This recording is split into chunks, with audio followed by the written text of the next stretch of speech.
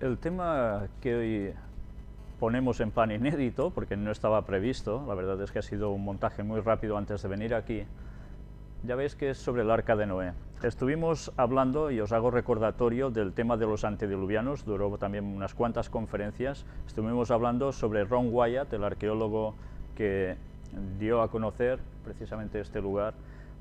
Hoy vamos a ver si realmente lo que se dijo cuando esta formación rocosa, entre comillas hablo, que veis aquí en esta imagen, se dijo de que era eso, una formación rocosa que coincidía curiosamente, por chiripa, por casualidad, con las medidas que la Biblia daba del Arca de Noé. Pues automáticamente cuando se dijo públicamente que esto era una casualidad, que se parecía pero que no era, se desestimó que este lugar, este objeto rocoso que veis aquí, fuera precisamente el Arca de Noé. Por tanto, se dejó de darle publicidad. Curiosamente, recordáis que cuando Ron Wyatt fue allí, estuvo hablando, vimos ilustraciones, fotografías de los momentos en que él lo presenta con gente, si no recuerdo mal, del gobierno turco, y deciden, un poco más abajo de donde veis esta imagen, hacia la izquierda, crear un pequeño lugar de información, o algo parecido a esto, que es del gobierno turco, y que aún está allí puesto. Pues bien, lo que vais a ver ahora es un poco, una serie de instantáneas, porque después os voy a comentar algo cuando terminemos de ver lo que estas imágenes nos van a mostrar. Vamos a empezar pasando un vídeo. Es un vídeo extraído de un documental de Odisea, donde hace referencia al Arca de Noé. Bien, en este vídeo veréis que empieza con unos aviadores, donde se hace un relato, así un poco ateatrado, de cómo fue el momento en que unos aviadores se encuentran precisamente esta formación rocosa, y no es el aviador ruso de hace muchísimos años atrás, que fue el primero que lo halló, sino años posteriores, si no recuerdo mal, durante la Segunda Guerra Mundial. Vais a ver cómo nosotros vamos a sacar solo unas pocas instantáneas de este documental, unos pocos minutos, pero el documental, si lo siguieseis viendo, sí que tiene imágenes muy nítidas, muy buenas, pero terminan diciendo de que el diluvio no fue universal, que fue un cataclismo local, porque un mar se rompió una de sus paredes y bajó el agua, y en fin, todo quedó muy localizado, pero ya está. Bien, pues nosotros iremos demostrando con la ayuda de Dios que este documental está llevando a la gente al máximo de error sobre el Arca de Noé. Pero sí que es cierto que tiene unas imágenes que nosotros aprovecharemos para que veáis con nitidez lo que después iremos viendo también en más detalle. Vamos a entrar en este documental.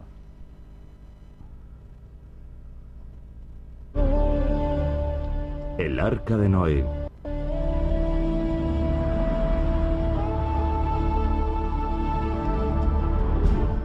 ...1959... un avión estadounidense de reconocimiento sobrevuela Turquía. Sus dos pilotos tienen la misión de controlar la frontera de la Unión Soviética. La frontera se halla tras estas montañas, el Pequeño y el Gran Ararat. Es la época de la Guerra Fría.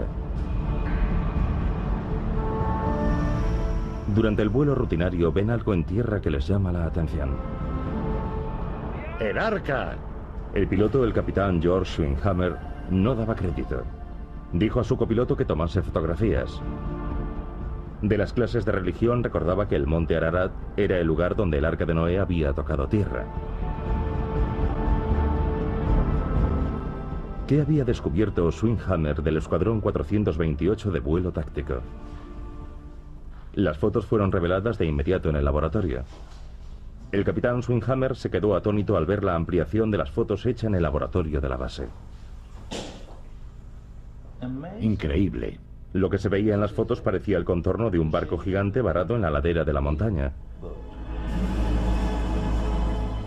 ¿Había descubierto Schwinghammer el arca mencionada en la Biblia? Tengo la foto delante. La noticia se propagó como el fuego. Los titulares decían: el arca de Noé hallada en el monte Ararat, resuelto el misterio del arca. Turquía. Al este de Anatolia, no lejos del Mar Negro y de la región montañosa del Cáucaso, en la frontera con Armenia e Irán, se levanta el monte Ararat, de 5.165 metros de altura. Decidimos ir a la región montañosa del Ararat y comprobar por nosotros mismos lo que causó sensación y saltó a los titulares hace casi medio siglo. La búsqueda de los restos del Arca de Noé nos llevó a un valle, a una altura de 1.300 metros. El monte Ararat es un volcán extinguido. Sus laderas están cubiertas de escombros y piedras afiladas. De pronto vemos un contorno similar al del casco de un barco. La Biblia dice que el arca medía 300 codos de largo, 50 codos de ancho y 30 codos de alto. Es decir, unos 150 metros de largo por 25 de ancho y 15 de alto. Las medidas coincidían más o menos, pero pronto quedó claro que esta formación estaba hecha de arena y piedra.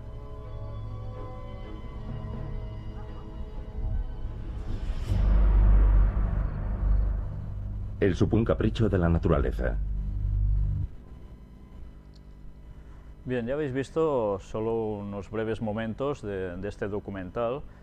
Yo me equivocaba, hacen referencia al año 1959.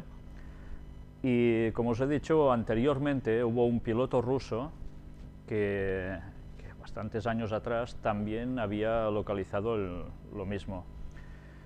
Habéis visto que presentan la imagen prácticamente desde el mismo lugar del arca, una imagen muy nítida, muy buena, pero que cuando llegaron dijeron: sencillamente es una formación de roca y arena y ya está. Es curioso ver cómo por procedimiento científico tan impresionante se consigue decir de que eso es roca, arena y se acabó. Bueno, lo digo, me entenderéis irónicamente, ¿verdad? Para demostrar eso haría falta quizás haber cavado un poco, ¿no? Pero claro, si uno mira solo lo que el paso de los años ha ido acumulando encima, claro, roca y arena y se acabó. Pues bien, nosotros vamos a hacer una serie de vistas aproximadas también por satélite, esto lo podéis hacer todos, de dónde está ubicada, aquí lo tenéis. Esta zona, Ararat, está casi con la frontera con Armenia, con Georgia y con Irán, pero está en suelo turco.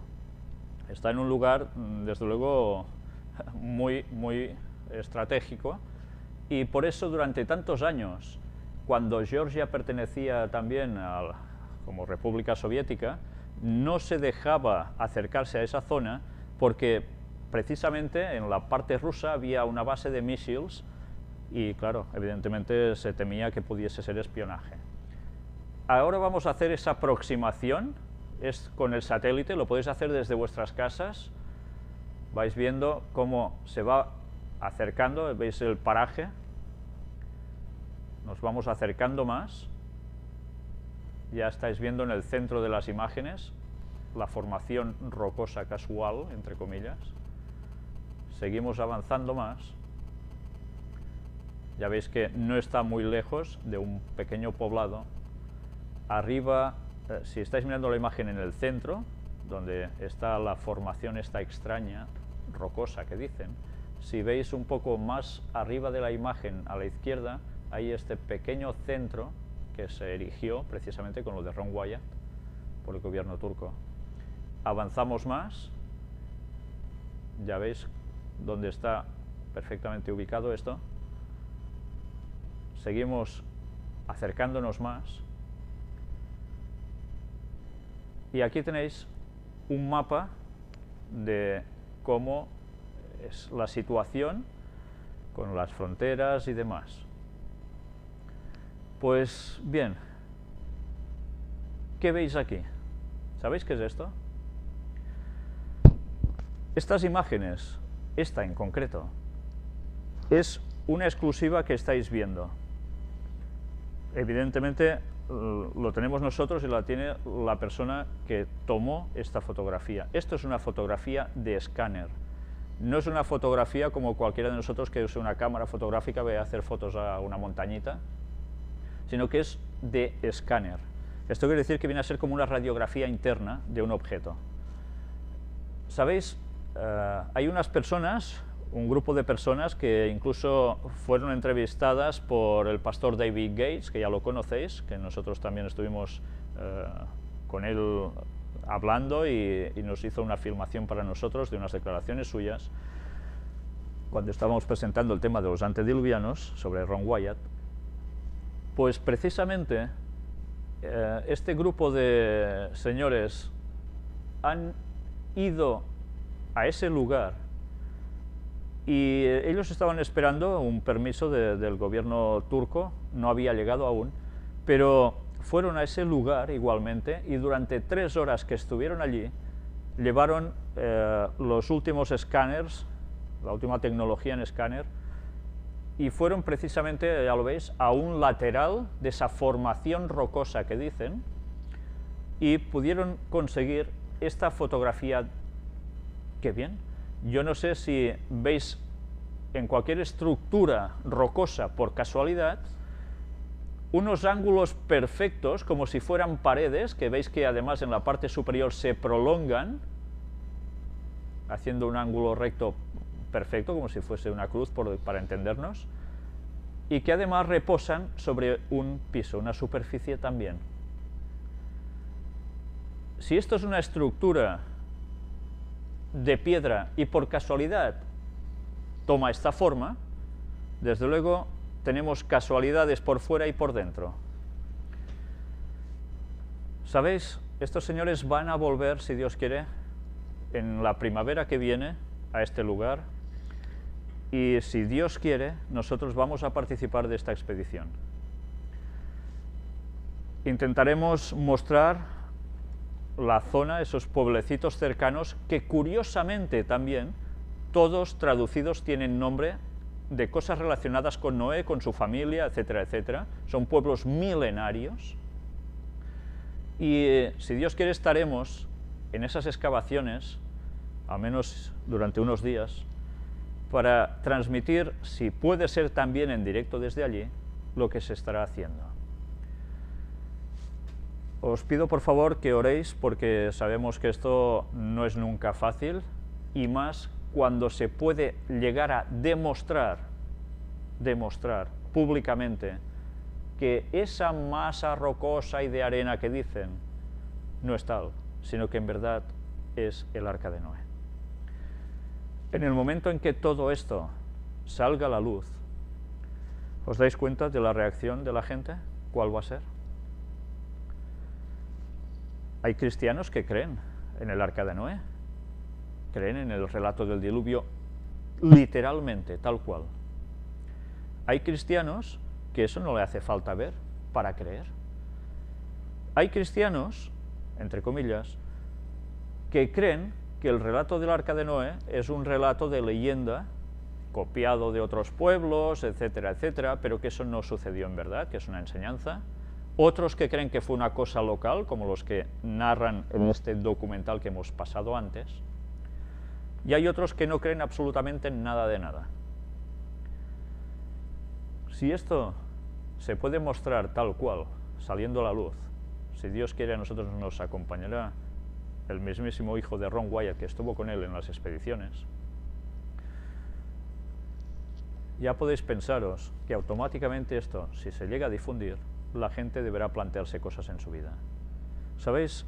El tiempo para que Jesús regrese es muy breve. Es muy breve. Son pocos años los que faltan. Algo deberá suceder ya en la historia de este mundo que haga cambiar la mentalidad de las personas. Y van a suceder no solo una cosa, van a suceder varias. Y esta puede ser una de ellas. Quiero comentaros que precisamente, no sé si recordáis, durante el relato bíblico, se habla de que el arca iba a ser calafateada por dentro y por fuera con brea. La brea es una resina, procede de los árboles, es un pegamento natural, el más potente que existe, pero que no sale rentable, pero es la mejor cola, y fue utilizada para sellar todas las juntas, para que fuera totalmente impenetrable por el agua. ¿Sabéis de qué color era la brea? Roja. Y diréis, bueno, ¿y qué? ¿Os habíais imaginado un arca rojiza, o al menos en sus juntas rojas? ¿Qué tiene que ver esto? ¿Sabéis? Hay algo que a mí me marcó mucho cuando estuvimos en contacto con la familia Wyatt y allegados, especialmente cuando nosotros, antes de la entrevista con la familia Wyatt, estuvimos hablando con la señora Jaslyn, la compañera de trabajo de Ron Wyatt, que trabajaba con él en el hospital, en la clínica, y ella hizo mucho hincapié en la sangre de Jesús. Estuvimos hablando cómo Ron encontró muchas cosas, y entre ellas sangre de Jesús, que mucha gente dice eso es una locura, no puede ser, etcétera, etcétera. Todo llegará en su momento, si Dios quiere, todo saldrá a la luz. Pero el significado del arca, con ese color rojizo, era una simbología de la sangre que también debía caer sobre el propiciatorio y que se derramó en la cruz por Cristo. Era la simbología de que solo la sangre de Jesús salvaba. Solo la sangre de Jesús salvó de ese diluvio, y Jesús aún no había nacido como hombre en Belén. Era una simbología de que salvaría de una destrucción. Bien, pues deberemos intentar coger un fragmento, que no va a ser fácil porque durita la maderita era, y poder examinar si realmente aún quedan esas muestras de brea allí. Una formación rocosa con brea difícilmente se va a encontrar, ¿verdad?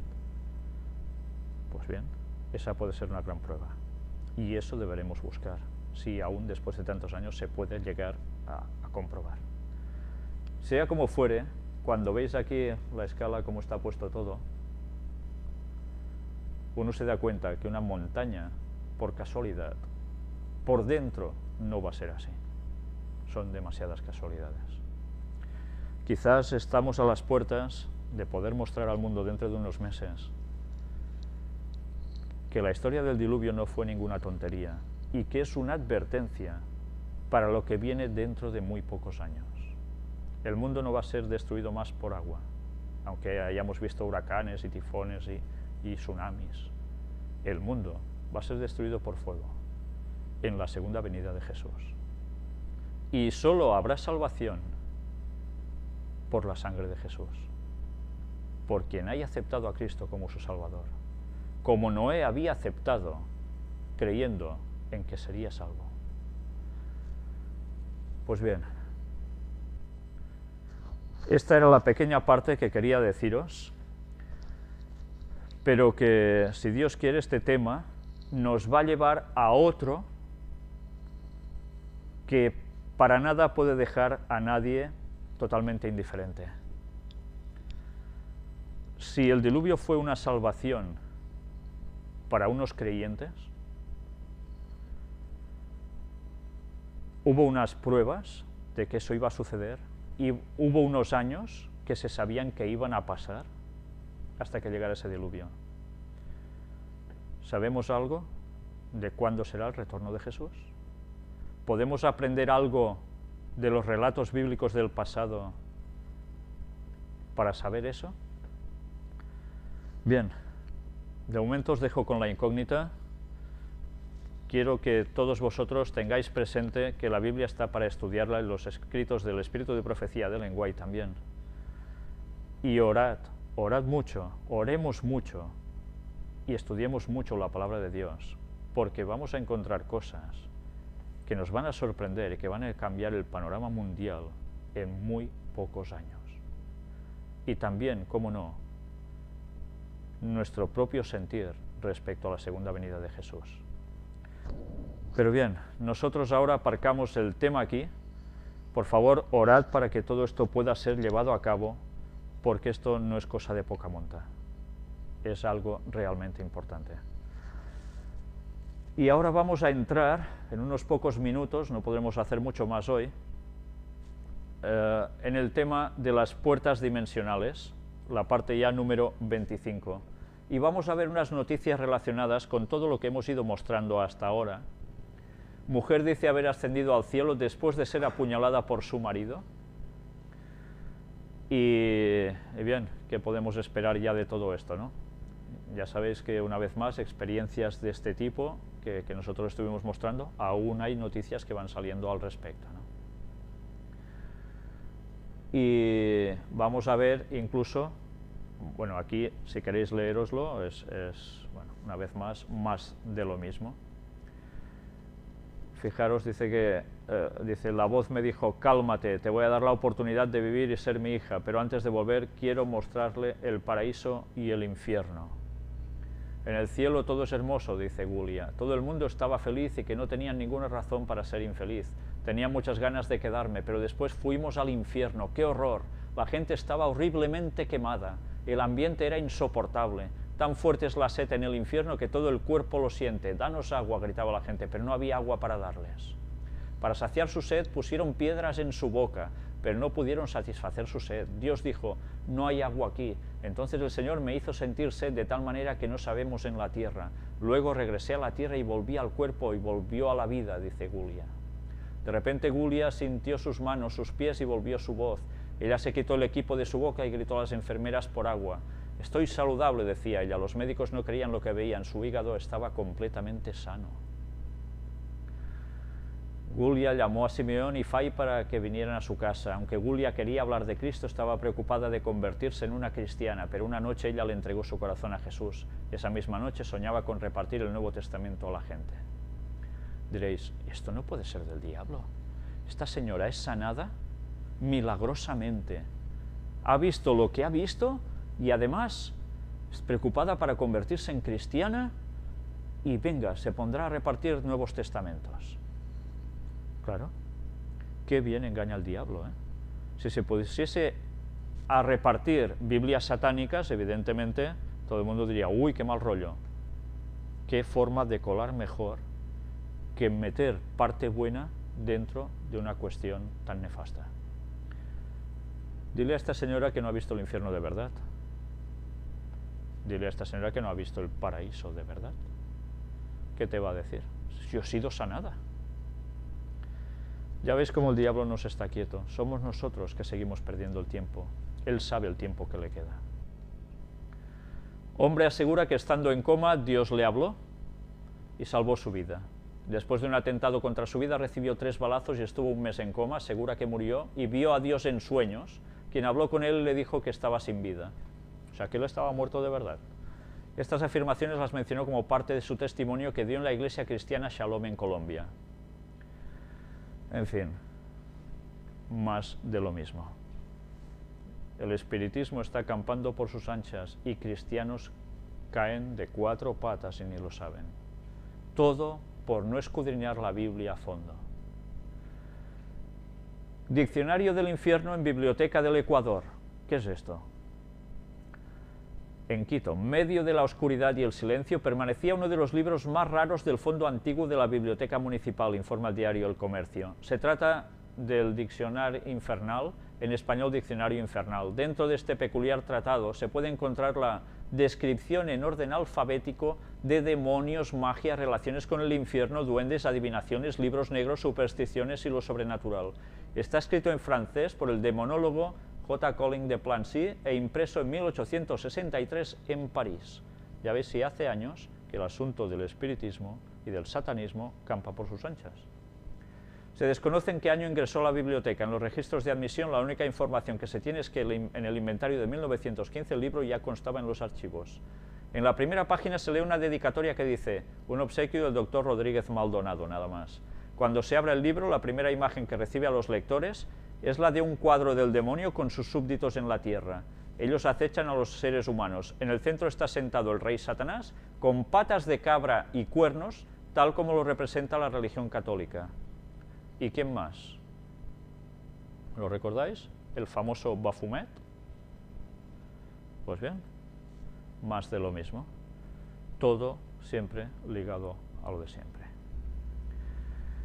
Y así va siguiendo. Ya veis que mucha gracia no hace este libro, pero hay mucha gente que va a consultarlo. Y como dicen aquí, gente un poco extraña. Asombro por un niño de 1 mes que camina por toda la casa. Diréis, ¿está fuerte este niño? ¿Sí? La madre asegura que donde está su hijo misteriosamente sale fuego y todo lo que está cerca se quema. Desespero e incertidumbre está sintiendo una pareja de esposos del municipio de Lorica, conformada por un mototaxista y una ama de casa, por lo que está sucediendo con su hijo recién nacido, que misteriosamente se cambia de lugar pasando de una habitación a otra sin ayuda de sus padres. La señora Rosa Elena Feria, madre del niño, dijo que lo sacan de la cama y aparece en el patio, en el baño, en la nevera, dentro de una lavadora, encima del escaparate, debajo de la cama y no sé quién lo saca. Y no sé quién lo saca. Asegura que busca al bebé por toda la casa y cuando lo encuentra el niño la mira y se ríe a carcajadas y ella siente que no le dan las piernas para acercarse a él para cogerlo. Igualmente cuenta la angustiada madre que en varias oportunidades lo ha encontrado de pie. La madre dijo que donde está su hijo, misteriosamente sale fuego y todo lo que está cerca. Me quemaron la colchoneta, se quema la ropa, los zapatos, prácticamente quedamos sin nada. Lo que tenemos porque la gente nos ha arreglado mochitos de trapos, explica la mujer afectada. Aseguró que a su casa han ido evangélicos a orar y a ellos también les tiran extrañamente candela. Y que resulta muy extraño que cuando con su marido y el bebé se desplazan en motocicleta, han sentido como si alguna fuerza impidiera que pudieran avanzar. ¿Sabéis? Esto me recuerda a una experiencia que me contó un chico brasileño que conocí hace ya bastantes años, que él había conocido el adventismo, pero antes había estado puesto en cuestiones satánicas. Y me contaba cómo precisamente a él una fuerza lo arrastró de una tienda donde él estaba de campaña, lo puso en pie y mientras él se resistía, como poniendo los pies en el suelo, y haciendo inclinación para no avanzar, esa fuerza lo iba apretando y apretando hasta llevarlo a un cierto lugar. Imaginaos qué situación, ¿no? Y no había nadie, al menos visualmente no había nadie. Pero bien, yo me creo esas cosas, porque sé que al menos este chico no me tomaba el pelo para nada, lo pude conocer bastante bien y sinceramente a veces puedes dudar de ciertas personas, pero de otras te quedan pocas dudas. Óscar Palencia, padre del bebé, manifestó que no saben el infierno que estamos viviendo nosotros con este peladito. Aquí se prenden las cosas y no sabemos ni quién las prende. El niño se para. A veces nos lo sacan del medio de los dos cuando estamos acostados. Dice que va mucha gente a su casa a ver a su hijo, pero que él no quiere que lo vean tanto porque de pronto agravan las cosas. La señora Rosa Elena finalmente comentó que el Instituto de Bienestar Familiar ha querido quitarle su hijo, pero que ella por ningún motivo lo entregará. En fin. Bien, hay personas que luego cuando ven estas cosas dicen, esta señora está como una cabra, su marido también, esto lo hacen para tener popularidad, sacar un dinero y yo que sé cuántas cosas más. Bueno, yo sinceramente no lo sé, no he ido a verlo, pero desde luego estas cosas no son tan extrañas. Si recordáis la experiencia de un señor que nosotros tenemos conferencias subidas suyas llamado Walter Veit, es un adventista también que predica y expone temas bastante parecidos a lo que nosotros hacemos. No nos conocemos personalmente, pero él cuenta su mismísima historia y a él le nació una criatura endemoniada por situaciones de masonería y demás, con sus parientes, y a esa criatura nadie se le podía acercar ni en la cuna, porque salían despedidos los que se le acercaban, pero despedidos no porque les dijera a la calle, sino porque de una fuerza increíble los empujaba. Pues bien, luego él se hizo adventista, pero es una experiencia terrible. Y yo me creo perfectamente a ese señor. No lo conozco, pero por todo lo que dice, debería ser muy tonto para no creerme en sus palabras y por todo lo que he visto y vivido, ¿no? Pero desde luego estas cosas están sucediendo y el diablo va a hacer aún muchas más cosas. ¿Sabéis? Recibí también una llamada de una persona que me dijo su situación personal. Tenía una lucha muy fuerte con precisamente estos tipos de poderes. Y supongo que vosotros, no lo sé, si habéis oído hablar de ciertas personas que proceden de ciertos linajes, en los cuales esas personas tienen hijos, y esos hijos tienen que subir completamente asociados a cuestiones satánicas, porque sus progenitores también están en ello. Y algunas señoras vienen a ser como mujeres para tener hijos, para hijos que salgan con fines satánicos a tope. Y ella estaba en esta rama.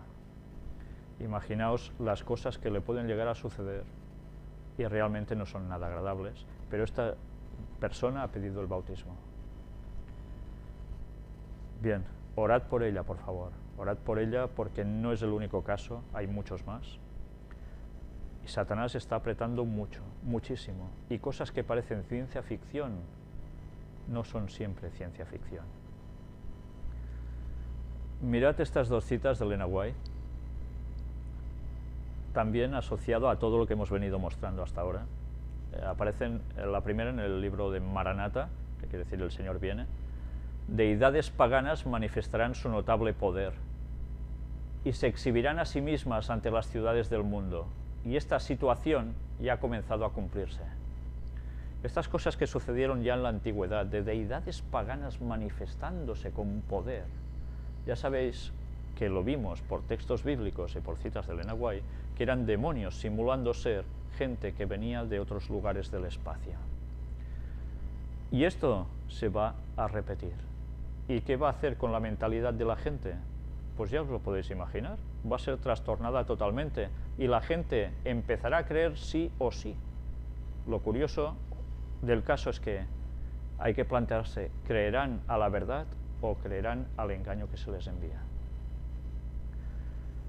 Otra cita del libro del conflicto de los siglos nos dice: solo los que hayan estudiado diligentemente las Escrituras y hayan recibido el amor de la verdad en sus corazones serán protegidos de los poderosos engaños que cautivarán al mundo. Merced al testimonio bíblico, descubrirán al engañador bajo su disfraz. El tiempo de prueba llegará para todos. Por medio de la criba de la tentación, se reconocerá a los verdaderos cristianos. ¿Se sienten los hijos de Dios actualmente bastante firmes en la palabra divina para no ceder al testimonio de sus sentidos? ¿Se atendrán ellos en semejante crisis a la Biblia y a la Biblia sola? Los sentidos. Elena White nos estaba avisando, nosotros lo hemos venido mostrando en estas conferencias. Satanás trabaja a través de los sentidos, como Dios también, pero Satanás de un modo tremendo. Y a tal punto que nuestros sentidos no nos van a servir para nada para discernir la verdad del error. Solo el conocimiento claro, rotundo de la palabra de Dios nos podrá hacer marcar la diferencia entre lo que proviene de Dios y lo que no. Porque la mayor parte de gente, por rechazar el conocimiento bíblico, diciendo de que estos son tonterías, estos son solo enseñanzas que quieren decir pero que no son fidedignas. No. La Biblia es la Biblia y está escrita y Dios la ha aguantado hasta nosotros para que sepamos con claridad discernir la verdad del error. Y ni se pudo llegar a suprimir la Biblia quemándose en la Edad Media, ni se puede suprimir ahora, aunque le cambien palabras y sentidos en las nuevas versiones, porque realmente la Biblia hasta el final seguirá. Llegará un punto en que no la podremos tener con nosotros, solo la deberemos tener en nuestra cabeza y el Espíritu Santo nos recordará esos textos, porque la situación se va a complicar y mucho. Pero como despreciemos algo de la Biblia, no va a haber niño bonito que no caiga en el error satánico, por más que ahora se crea que a mí no me pasará. Una noticia que os podía haber puesto precisamente en el apartado de noticias anterior a este tema, pero que os la pongo aquí, porque nos habla del Señor de los Milagros, rostro de un pueblo, los protagonistas de una antigua devoción que se recuerda hoy, y está hablando de Perú. nos dice, otro protagonista es el célebre jesuita Padre Francisco del Castillo, quien durante el temblor de 1655 salió del colegio de San Pablo de la Compañía hasta la Plaza Mayor, exhortando a todos al arrepentimiento, repitiendo con los brazos extendidos, Lima, Lima, tus pecados son tu ruina. Sabemos que un año antes, en 1654, el Padre del Castillo había sido designado como lector de latín y obrero de negros y españoles. La misma tarde del temblor, fue a prestar auxilio a los necesitados y al pasar por la catedral comenzó a seguirle la gente, conocedora de su santidad y valimento ante Dios. El Padre aprovechó la ocasión para predicarles. Hubo un terremoto, pero hubo algo que no quedó dañado. El día siguiente, domingo, como continuasen los temblores, se condujo en procesión desde la capilla de Nuestra Señora de los Desamparados hasta la catedral la imagen de Cristo crucificado, que fue acompañada por unas 10.000 personas. La noticia de varios hechos milagrosos atribuidos a la imagen mural atrajo el interés del público y la imagen comenzó a ser conocida como el Señor de los Milagros. Todo se fue a la quiebra, pero esta imagen quedó intacta en ese mural. A partir de allí, pues, ¿qué empiezan a hacer? Procesiones. Sebastián de Antuñano nos va relatando gente que iba cuidando de ese lugar. Es el siguiente destacado mayordomo y benefactor. En 1684, Antuñano se había dirigido a la ermita del Señor de los Milagros, y mientras contemplaba la santa efigie, había sentido, mirad los sentidos, había sentido una voz interior que le susurraba claramente, Sebastián, ven a hacerme compañía y a cuidar del esplendor de mi culto. Puesto de rodillas ante la imagen, le había ofrecido un servicio incondicional hasta la muerte. Terminadas las obras, un violento terremoto asoló la ciudad de Lima, Callao y las localidades vecinas, sembrándolos de muerte y ruinas, en la madrugada del 20 de octubre de 1687. Por la tarde de aquel día, Sebastián de Antuñano tuvo la idea de sacar en procesión un lienzo que era copia del Cristo del mural.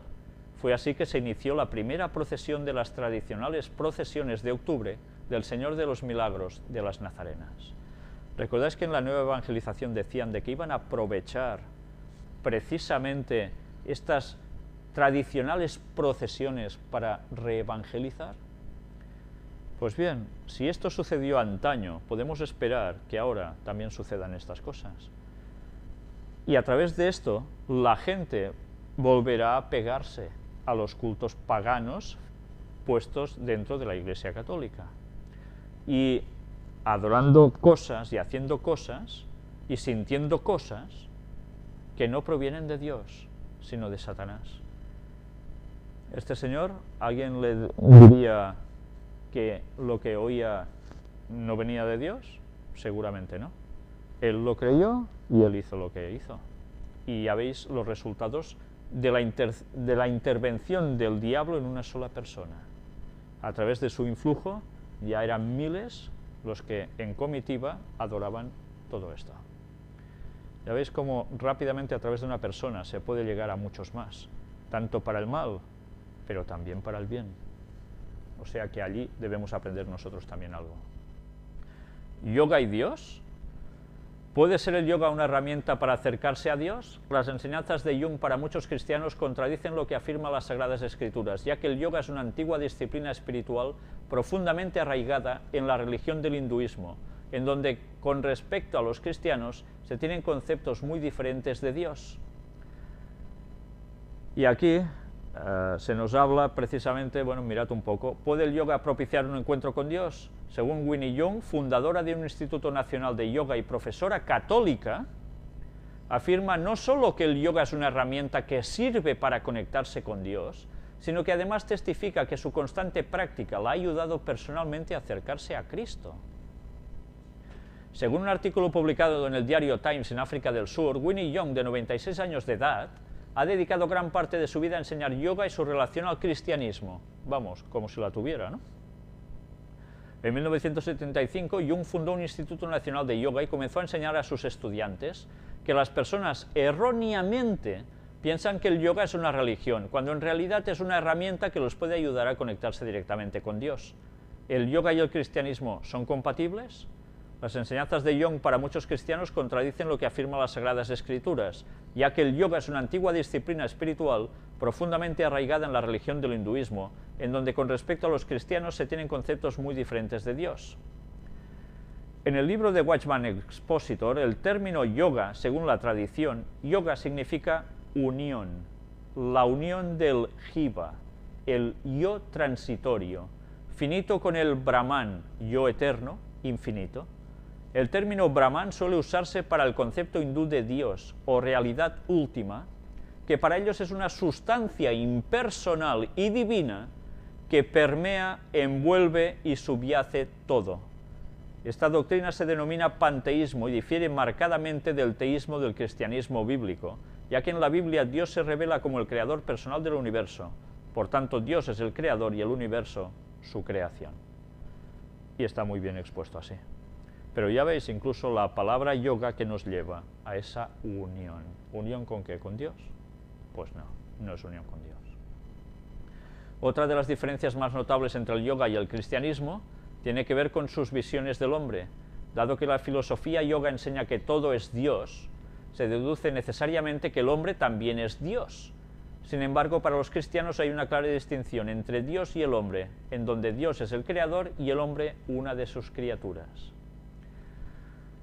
Y bien, si seguimos un poco más abajo, nos dice, según el erudito de yoga Hans Rieker, el Kundalini, el poder de la serpiente enroscada, ya solo diciendo serpiente enroscada ya ves por dónde va el asunto, bíblicamente, ¿verdad? Es el fundamento de todas las prácticas del yoga, como una clave para lograr la condición divina. Si la serpiente bíblicamente es Satanás, como simbolismo, ¿qué podemos esperar entonces de esto? Y tomando como base este pensamiento, algunos cristianos piensan que no se debe practicar el yoga, puesto que no es casualidad que la serpiente enroscada del yoga prometa alcanzar la misma divinidad que prometió la serpiente antigua, la cual engaña al mundo entero, según Apocalipsis 12:9. La misma que en el Edén dijo a Adán y a Eva que al comer de la fruta prohibida serían como Dios. En una conferencia promovida por el Ministerio de Resurgence, el pastor Liev Moy hablaba acerca del panteísmo, y una de las personas que se encontraba en el público le preguntó si ¿puede el cristiano hacer yoga? La respuesta de Moy fue la siguiente: si el cristiano lo hace solo por ejercicio, sin pensar en la espiritualidad que se busca en el yoga, es permitido. O sea, que ni se piensa en eso. Con respecto a esta misma pregunta, pero en otra ocasión, el Dr. John MacArthur de Grace Community Church expresó: si un cristiano siente que su fe es lo suficientemente fuerte, probablemente el yoga no tendrá ningún impacto en su fe. Pero la pregunta que debemos hacernos es, ¿por qué los cristianos quieren usar expresiones de una falsa religión como el panteísmo, donde Dios lo es todo y todo es Dios? Enfatizó MacArthur, quien recomienda que los cristianos no tienen que colocarse en una posición rara o vaciar su mente para tratar de liberarse del estrés, sino que deben leer la palabra de Dios para encontrar la paz que necesitan. Y la oración, por supuesto, con Dios. Desde luego no es nada recomendable hacer nada de yoga, porque todo está basado precisamente en estas técnicas para adorar a Satanás y sin saberlo. Insólito, enseñan yoga santo en una iglesia en Estados Unidos. Ya veis, ahora hay hasta yoga santo. Y así se van colando las artimañas de Satanás del modo más fantástico entre iglesias cristianas, abrazando todas las cosas que provienen del diablo, y no pasa nada seguro. Pues bien, aquí tenéis fotografías de lo típico de yoga. Tienen gimnasios en sus iglesias donde no solo hacen ya ahora pesas y demás, sino que también practican todas estas cosas. Y nosotros vamos a seguir leyendo algunas citas de Ellen White, que nos sigue tratando del tema donde lo dejamos la anterior vez, extraída, recordemos, del Ministerio Médico. Nosotros nos quedamos en esta página, la 122. Leeremos un poco porque hoy ya se nos ha hecho bastante tarde. Haced sonar la alarma, ministros y médicos. Haced una apelación al pueblo de Dios para que sea leal y fiel. Estad en guardia. Recordad que mientras cooperéis con Dios, tendréis como ayudadores a los ángeles excelsos en fortaleza. Si alguna vez tenéis problemas de alguna cuestión espiritual, recordad, los ángeles excelsos en fortaleza están para ayudarnos. Y os aseguro que desde luego actúan.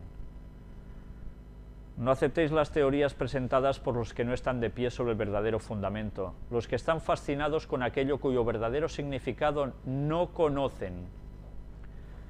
Ya veis, hay personas que creen que tienen verdaderos fundamentos y en verdad no conocen el significado de lo verdadero, ni de lo que están haciendo. Despertad, mis hermanos, despertad y levantad la señal de peligro, sonad la alarma, que nadie os persuada a aceptar teorías opuestas a las verdades de la palabra de Dios. Los siervos de Dios tienen un solemne mensaje que llevar a este mundo caído y maldecido por el pecado. Deben levantar en alto el estandarte en el cual están inscritas las palabras, los mandamientos de Dios y la fe de Jesús. Que nadie enseñe cosas que el Redentor, el dueño del hombre, de su cuerpo, alma y espíritu, no ha enseñado. Mirad si es importante conocer las verdades de las doctrinas bíblicas. No lo que pensamos que, sino lo que realmente es. No necesitamos ninguna enseñanza fantasiosa referente a la personalidad de Dios. Interesante, ¿verdad? Lo que Dios desea que sepamos de Él está revelado en su palabra y en sus obras. Las cosas hermosas de la naturaleza reflejan su carácter y su poder como creador. Son su regalo a la raza humana para mostrar su poder y demostrar que Él es un Dios de amor. Pero nadie está autorizado a decir que Dios mismo en persona está en una flor, en una hoja o en un árbol. Estas cosas son la creación de Dios y revelan su amor a la raza humana. Pero evidentemente no son Dios. Eso es panteísmo. Pero tomar las obras de Dios y considerarlas como personificaciones de Él es una representación temeraria y equivocada de Dios. Fui llamada al comienzo de mis labores para enfrentar esta clase de representación, cuando en mi juventud el Señor me comisionó para ir y proclamar lo que Él me había ordenado proclamar. Era jovencilla entonces, Y mientras el Señor me dirija, debo ahora hacer lo que pueda para contrarrestar toda esa enseñanza y las teorías que llevan a tales conceptos. Los que abrazan estas teorías no saben a dónde se encaminan. Lo que necesitamos con más urgencia es un conocimiento experimental de Dios, como está revelado en su palabra. Tal conocimiento nos capacitaría para ver nuestra imperfección de carácter y nuestra ignorancia respecto a nuestro Señor y Salvador Jesucristo. Los talentos y conjeturas humanos han tratado de descubrir a Dios por medio de la investigación. Muchos han recorrido esta senda. El intelecto más alto puede utilizar su máxima capacidad en la elaboración de conjeturas referentes a Dios hasta que se desgaste. Pero el esfuerzo será inútil, y permanecerá el hecho de que el hombre no puede encontrar a Dios por medio de la investigación. No se nos ha dado la tarea de resolver este problema.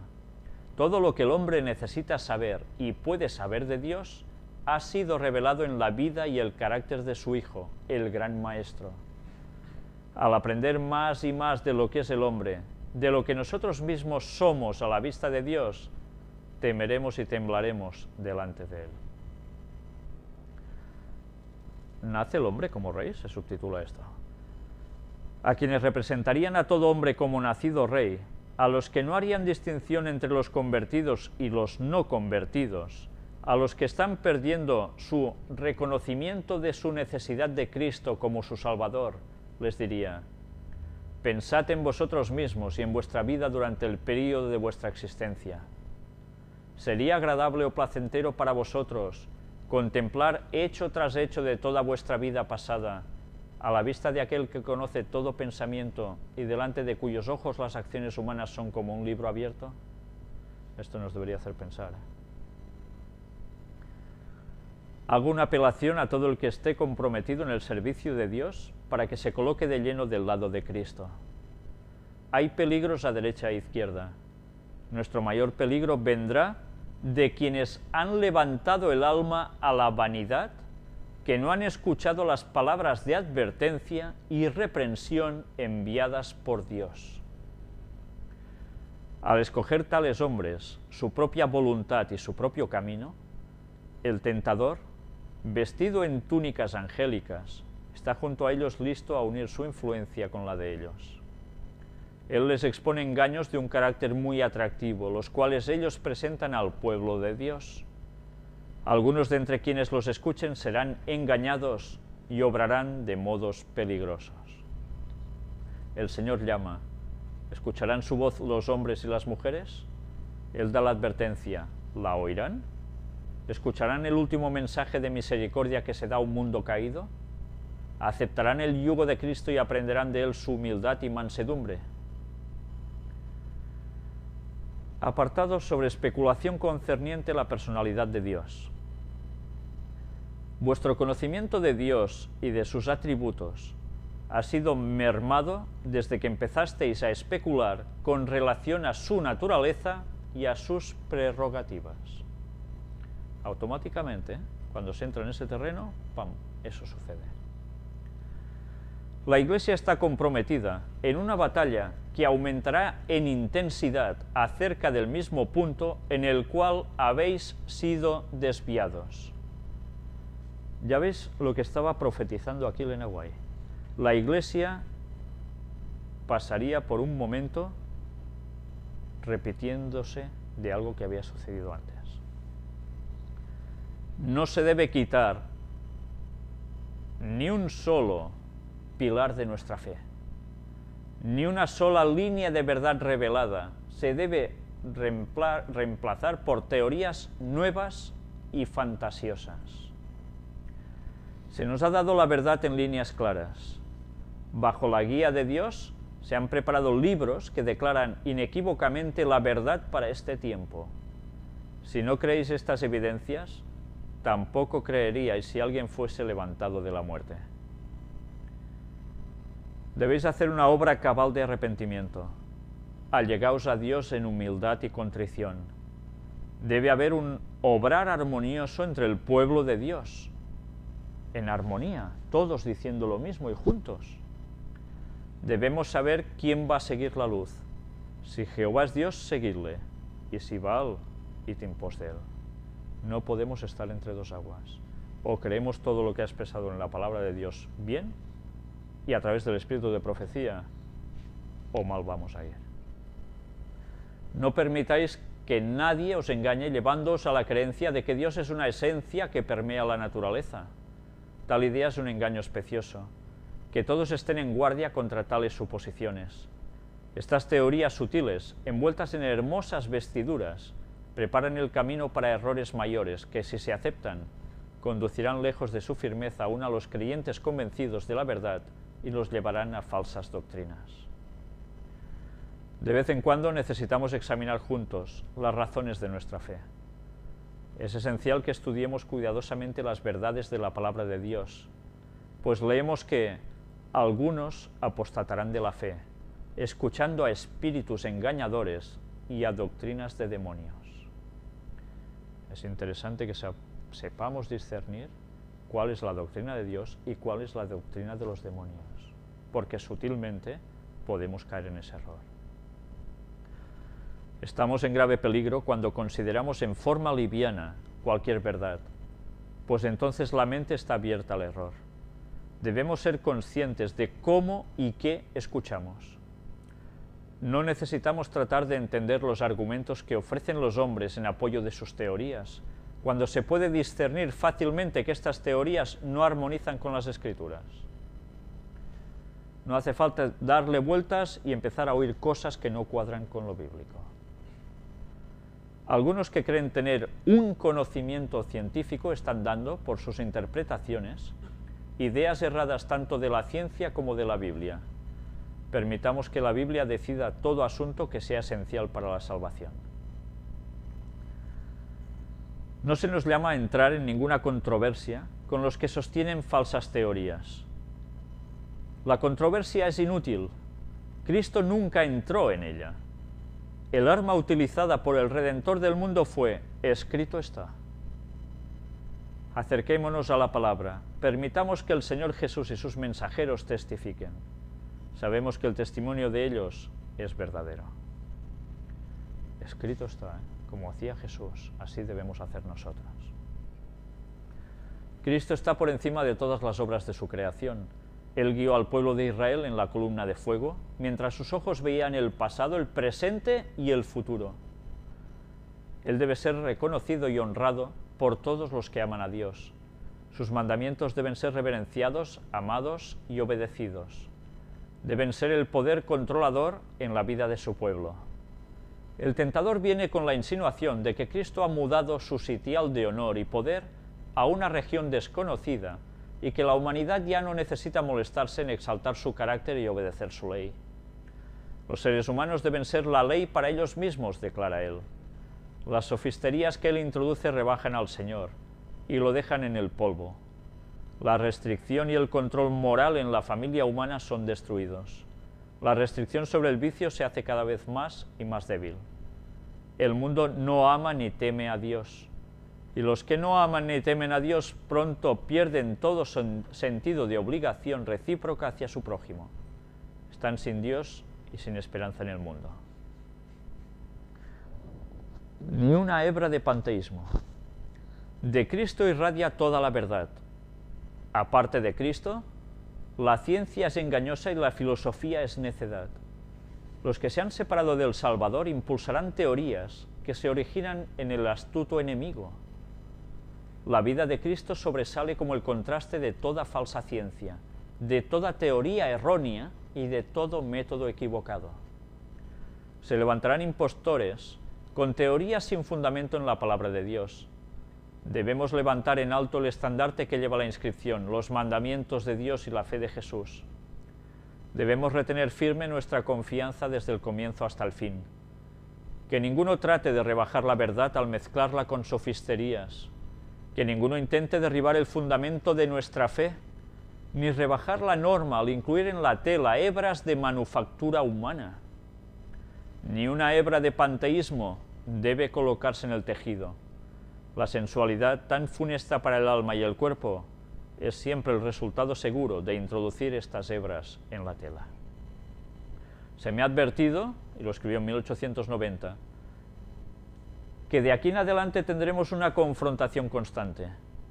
La ciencia, así llamada, y la religión estarán en oposición, porque el hombre finito no comprende el poder y la grandeza de Dios. ¿Ha sido así o no ha sido así? Escrito en 1890, y mirad lo que ha sucedido en todos esos años hasta nosotros. Lo ha clavado a la perfección. Estas palabras de la Santa Escritura se me presentaron. Y de vosotros mismos se levantarán hombres que hablen cosas perversas para arrastrar tras sí a los discípulos. Esto se verá con seguridad dentro del pueblo de Dios. Y habrá personas incapaces de percibir las verdades más maravillosas e importantes para este tiempo, verdades que son esenciales para su propia seguridad y salvación, mientras asuntos que son en comparación como los más pequeños átomos, asuntos en los cuales escasamente hay un grano de verdad, se ventilan ampliamente y son magnificados por el poder de Satanás para hacerlos aparecer como de máxima importancia. Cosas triviales que parece que ni fu ni fa, y sobre eso habrá gente que se centrará y mucho. Y luego, mirad lo que nos decía aquí, que mientras se hace esto, y dentro del pueblo de Dios se hace eso, serán incapaces de percibir las verdades más maravillosas e importantes para este tiempo, el último. Apartarse de lo que no es correcto doctrinalmente en la Biblia va a hacer que algo que debemos saber para el tiempo final se nos pase por alto, e incluso sea rechazado.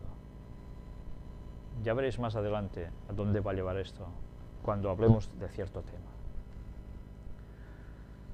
La visión moral de estos hombres es enfermiza. No sienten su necesidad de la unción celestial para poder discernir las cosas espirituales. Se consideran ellos mismos demasiado sabios para errar.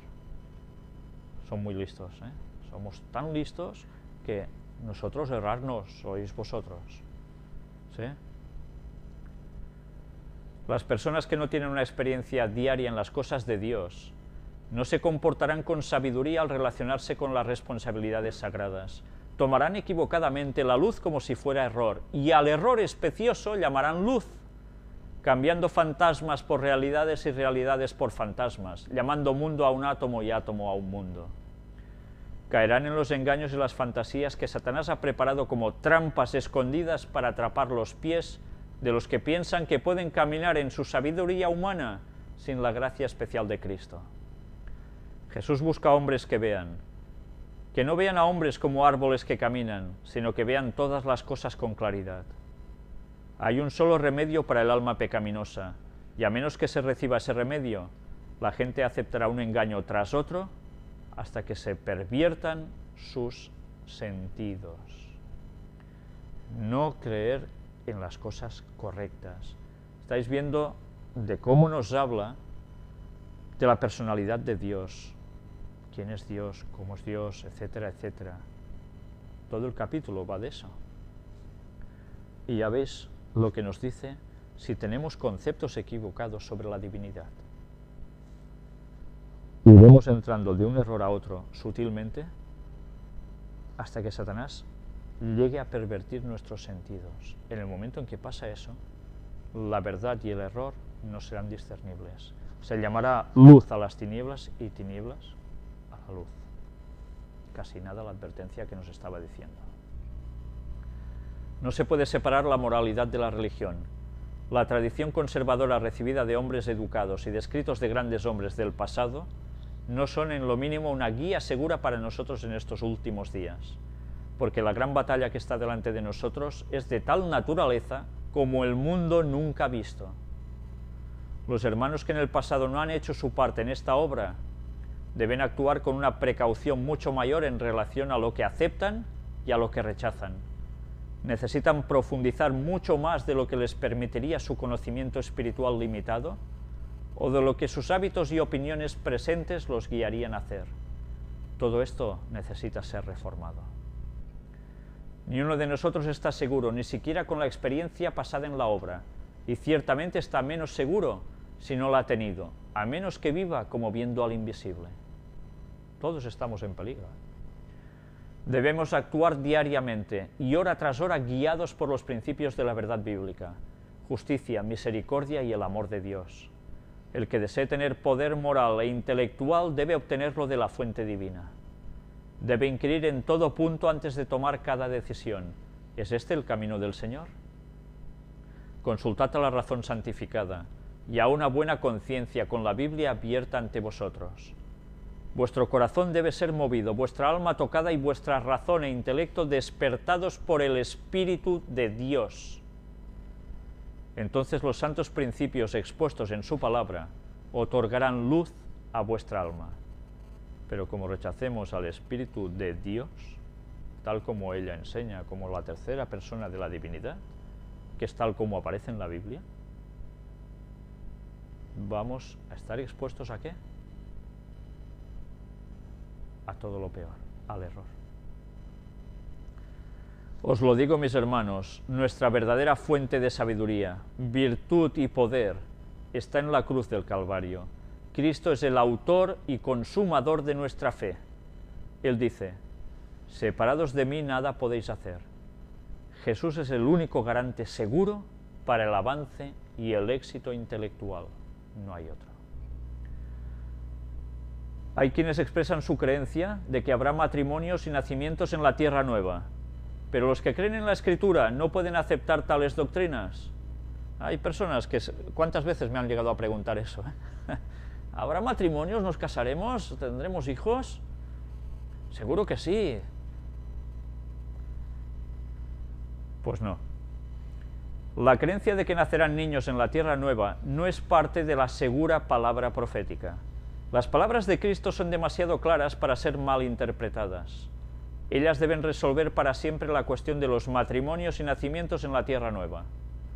Ni los que sean levantados de la tumba, ni los que sean trasladados sin ver la muerte, se casarán ni se darán en matrimonio. Serán como los ángeles de Dios, miembros de la familia real. Claro, sí que fue Cristo cuando lo dijo, ¿no? Y claro, es Elena White cuando prescribe sus palabras también aquí, o suscribe sus palabras. Pues bien, vamos a dejarlo aquí. Ya veis que en los escritos aparecen a veces unas sorpresitas en donde menos te lo esperas. ¿Sabéis? Uno de los atractivos más grandes que tienen los escritos de Elena White tiene una comparación con lo que sucede con la Biblia. Estás leyendo un texto que te crees que más o menos es una cosa normalita, entre comillas, y de repente te aparece una perla allí en medio que dices, ¡hola! Pero claro, hay que leer con detenimiento. A veces mientras leemos nuestra cabeza se espacia en otras cosas, va a la deriva.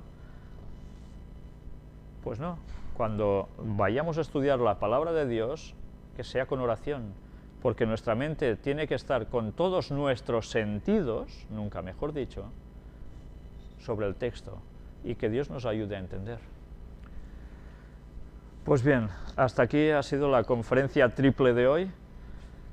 Gracias porque habéis estado mucho rato, habéis visto los problemas técnicos que hemos tenido, pero bien, a pesar de todo, si algo no habéis podido ver los que estabais siguiendo la conferencia en directo en vuestras casas, lo podréis ver cuando sea subida, si Dios quiere.